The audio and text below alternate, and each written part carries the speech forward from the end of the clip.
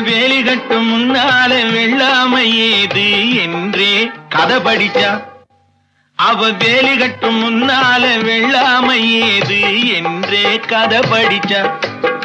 அவன் காதலுக்கும் பின்னாலே கல்யாணம் வருமா என்றே கையடிச்சான்.